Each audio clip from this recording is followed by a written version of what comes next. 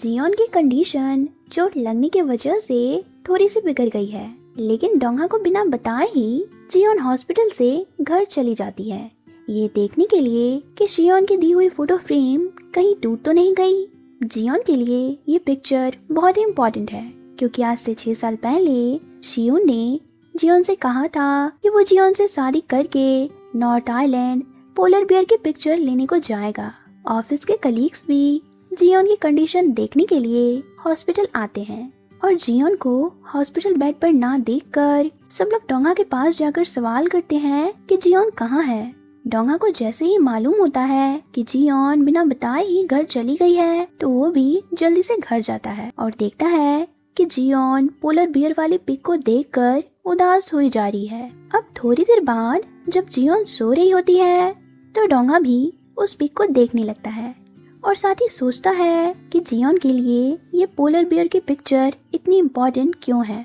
और जैसे ही डोंगा पिक्चर के दूसरे साइड देखता है तो उस पर लिखा होता है कि वुड यू मैरी मी। डोंगा यहाँ समझ जाता है कि जियोन इसी शख्स से प्यार करती थी। अब जियोन पे जिसने अटैक किया था, डोंगा उससे मिलकर सीधे सीधे कह रहा होता है कि अगर जियोन को तुमने चोट पहुँचाने की कोशिश भी की तो मैं तुम्हें नहीं छोड़ूंगा। ये बात तो क्लियर है कि जियोन पे अटैक भले ही इस आदमी ने किया हो, मगर इन सब के पीछे किम जंग डोंग का ही हाथ है। जियोन के घर पे नारी आकर कह रही है कि तुम्हारे घर की हालत तो उस अटैकर ने बिगाड़ दी है और तुम्हारा अकेले रहना भी अब सही नहीं है, इसलिए तुम मेरे साथ मेरे घर चलो। जियोन कहती है कि वो होटल में रह लेगी, क्योंकि नारे तुम्हारा घर बहुत छोटा है और ऊपर से तुम्हारा हस्बैंड भी मुझे कुछ खास लाइक नहीं करता है। लेकिन इसी वक्त डोंगा आकर कहता है कि मिस जियोन मेरे फ्रेंड सुजोल के घर पर ही रहेगी। जियोन मना भी करती है, बट डोंगा जियोन का सामान लेकर सीधे सुजोल के घर आ जाता है। जियोन को तो डोंगा का केयरिंग बिहेवियर बहुत अच्छा लग रहा है।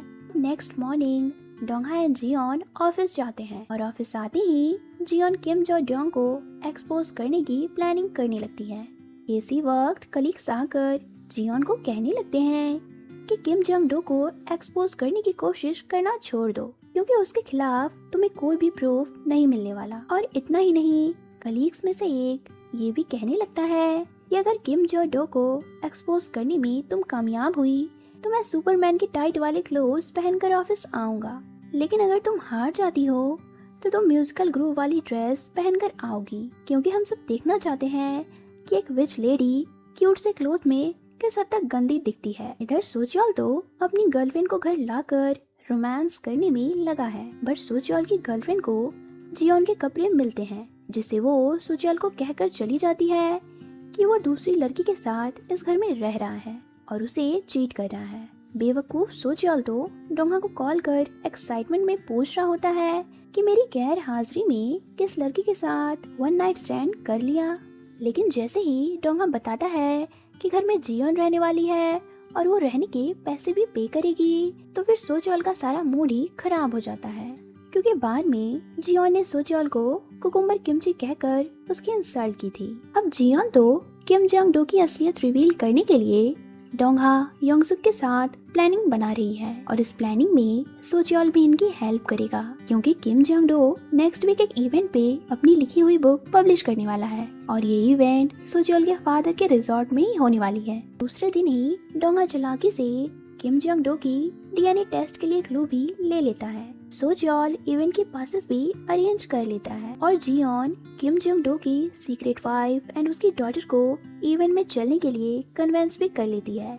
अब बारी आती है प्लान को एक्सिक्यूट करने की, जिसके लिए जियोन एंड डोंगा रेडी होकर इवेंट में मैजिशियन का प्रोग्राम करते हैं। इसी दौरान स्टेज पे किम जंग डो को बुलाकर सबके सामने गायब होते हुए दिखाया जाता है और बैक स्टेज किम जंग डो की सच्चाई उसके दोनों वाइफ्स के सामने रिवील करने में ये लोग कामयाब होते हैं। बदले में दोनों वाइफ्स भी किम जंग डो को छोड़कर चली जाती है और साथ ही जियोन को थैंक्स भी कहती है, क्योंकि अगर जियोन नहीं होती तो किम जंग डो उनकी लाइफ्स को बर्बाद कर देता। इतना ही नहीं, वो तो जियोन को ये तक कहने लगती है कि जियोन को भी लाइफ में आगे बढ़ना चाहिए और डोंगा को अपना लाइफ पार्टनर बना लेना चाहिए, क्योंकि डोंगा एंड जियोन एक साथ बहुत अच्छे लगते हैं। अब इन सब के बाद जियोन एंड डोंगा घर लौट रहे होते हैं। कि जियोन की मॉम कॉल करती है और जियोन को एक ब्लाइंड डेट पे जाने को कहने लगती है। जियोन एक बार फिर झूठ कहती है कि उसका बॉयफ्रेंड ऑलरेडी डोंगा है। जियोन की मॉम कहती है कि डोंगा तो बहुत ही पुअर दिखता है, तुम्हें डिफरेंट टाइप्स के लड़कों से मिलना चाहिए। जियोन एंड उसकी मॉम की फोन कॉल कन्वर्सेशन साइड में खड़ा डोंगा भी सुन रहा होता है। और जब जियोन अपनी मॉम के इतना इंसिस्ट करने से ब्लाइंड डेट पे जाने को राजी हो जाती है तो डोंगा न जाने क्यों थोड़ा इनसिक्योर फील कर रहा है। वो कहने लगता है कि मिस जियोन अब इस सेक्सी वाली ड्रेस में किसी से मिलने जाएंगी, मेरे ख्याल से आपका जाना अभी सही नहीं होगा। लेकिन जियोन डोंगा की बातों को इग्नोर कर डेट पे जाती है। डोंगा जब जियोन को दूसरे इंसान के साथ देखता है तो उसे बहुत गुस्सा आ रहा है। वो घर जाकर जियोन का वेट करने लगता है, बार बार टाइम देखता है और गुस्से में सोच रहा होता है कि आखिर ऐसी कौन सी बातें हो रही है जो जियोन अभी तक घर नहीं आई। क्या जियोन को उस आदमी के साथ डेट पे मजा आ रहा होगा? इधर जियोन को तो डेट पे मजा नहीं बल्कि गुस्सा आ रहा है, क्योंकि ये इंसान जियोन से बस फिजूल की बातें करे जा रहा है।